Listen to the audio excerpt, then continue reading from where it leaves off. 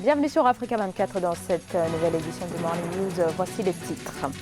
L'Afrique cherche à faire entendre sa voix dans la résolution de la crise libyenne. La Libye, point de convergence de multiples facteurs et où se grèvent d'autres acteurs. Le règlement du conflit libyen doit se faire avec les Africains. Le message est livré à la réunion en République du Congo du Haut Comité de l'Union africaine sur la Libye.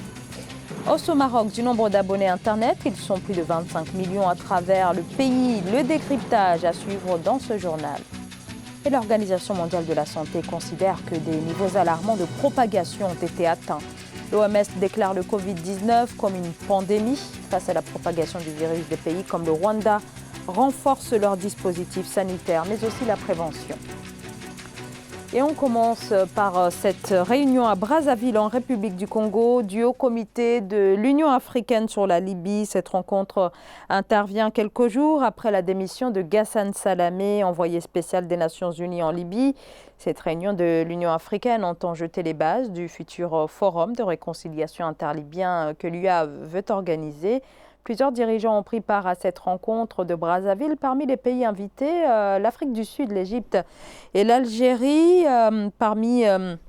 Il s'agit donc de réfléchir à une feuille de route pour une sortie de crise en Libye. Et pour cette rencontre qui a eu lieu au Congo, le Premier ministre libyen Fayez al-Sarraj a fait le déplacement, ce qui n'est pas le cas de son rival, le maréchal Khalifa Haftar. Je vous propose d'écouter le chef de l'État congolais, Denis Sassou Nguesso, qui préside également le comité de haut niveau de l'UA sur la Libye.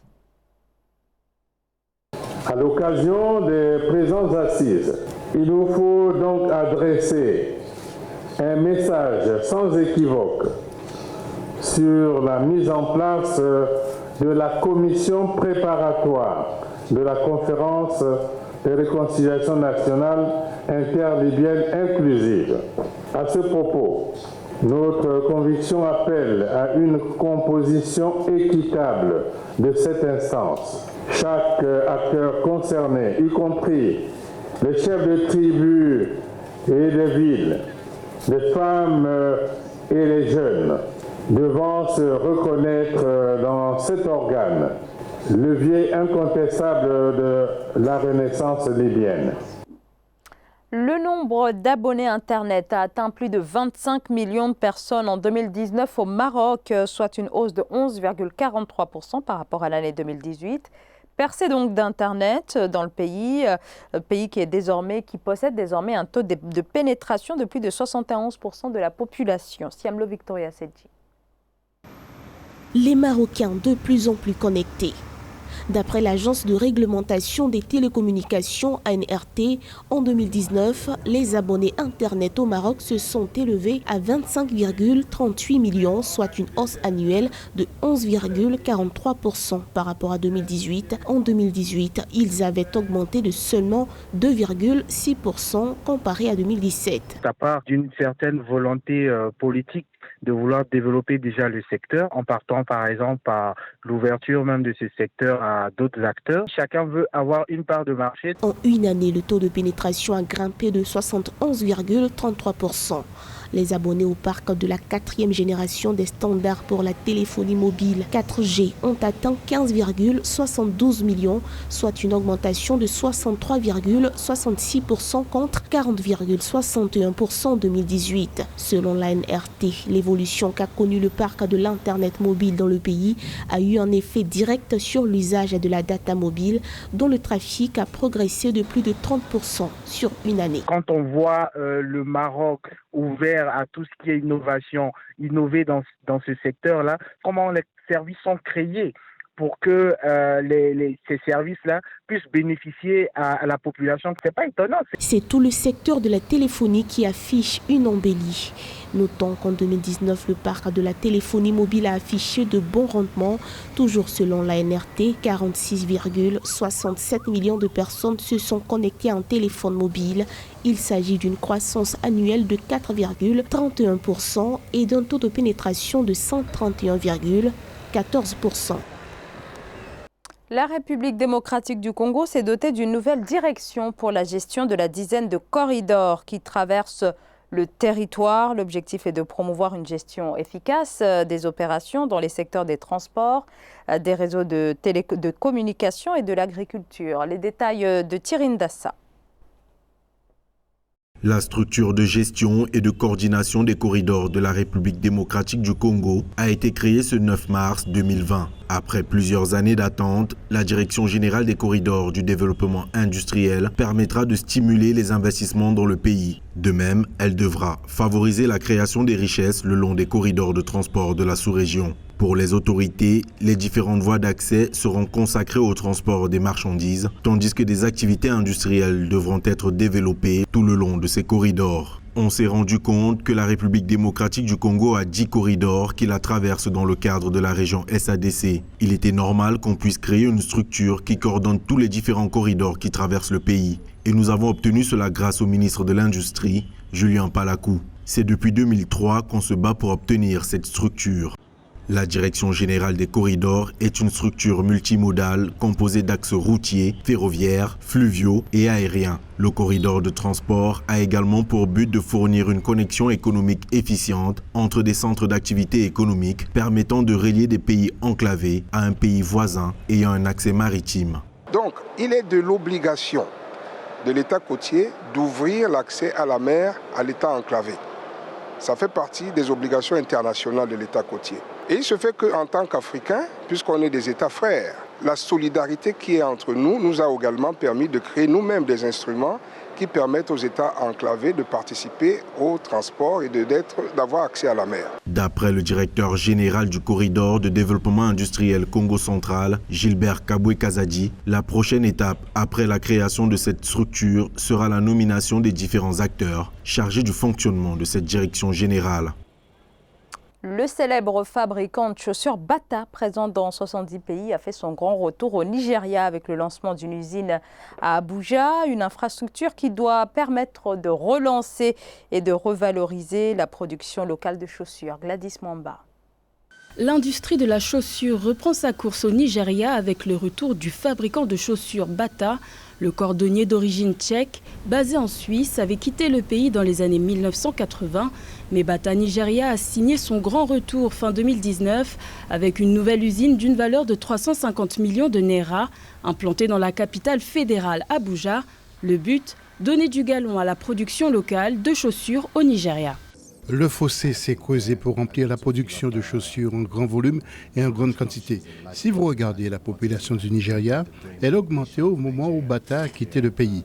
La population était légèrement supérieure à 60 millions et aujourd'hui, nous sommes plus de 200 millions, donc les opportunités de marché sont flagrantes.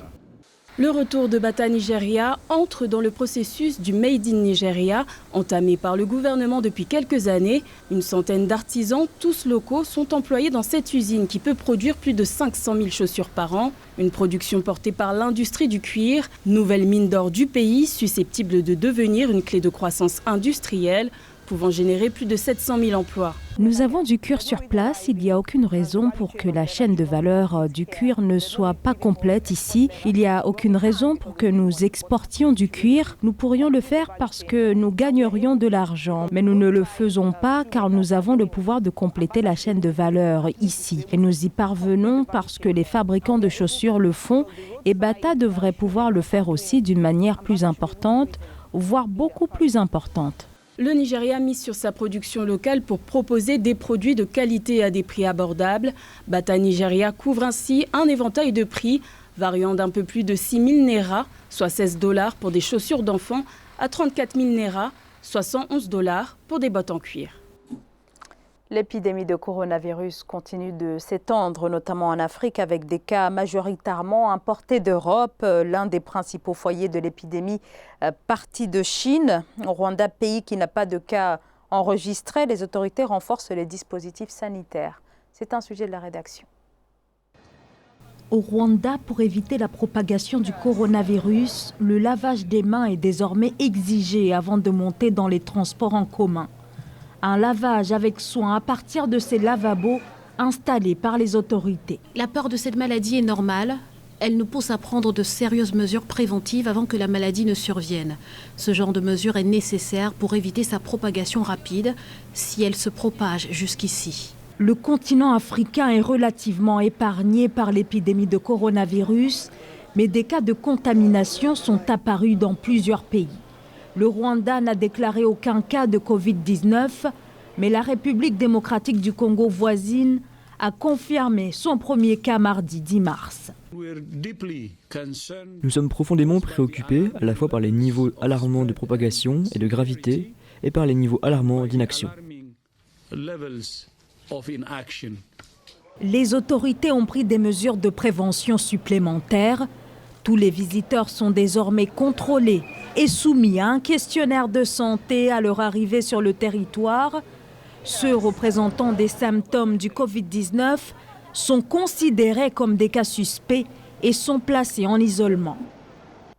Les rencontres interculturelles de la dernière édition du Festival du cirque d'Abidjan ont pris fin le 8 mars en Côte d'Ivoire. Plusieurs représentations se sont tenues au cœur de la ville d'Abidjan et le public était bel et bien au rendez-vous pour cette 3e édition. C'est un sujet de la rédaction. La Côte d'Ivoire a récemment organisé la 3e édition du Festival du cirque d'Abidjan, un événement initié par les rencontres interculturelles. Le festival a duré toute une semaine. Il avait pour objectif cette année de mettre le cirque traditionnel à la portée des habitants de la ville d'Abidjan. Je pense que ce n'est pas donné à tout le monde d'aller voir dans une grande salle et de payer un certain montant pour voir n'importe quelle discipline artistique. Mais en même temps, il appartient aux promoteurs culturels de créer des espaces pour que cette culture devienne accessible à tous. Et au sein de RICA, c'est ce que nous faisons. Bien sûr, nous avons des représentations qui sont à l'Institut français, parce que c'est une salle qui est adaptée à accueillir du cirque. Mais nous avons aussi des représentations hors les murs, des représentations gratuites, populaire, pour permettre justement à tout le public ivoirien de pouvoir accéder à cette culture-là. Et je pense que c'est notre devoir aussi. Pour la première fois depuis le début du festival, lancé il y a 3 ans, les RICA ont proposé un spectacle équestre acrobatique. Des représentations libres se sont tenues dans les rues des quartiers d'Abobo et de la commune de Cocody. Et je pense que ça va se développer de plus en plus parce que c'est de plus en plus varié. Et même en Côte d'Ivoire, ne serait-ce que tout ce qui est coupé-décalé, tout ce qui est hip-hop, ce sont des arts de la rue. Le zouglou, ce sont des arts de la rue. Donc pour moi, c'est un grand avenir en Côte d'Ivoire. Des représentations ont également eu lieu à l'Institut français. Le cirque traditionnel a de plus en plus d'adeptes.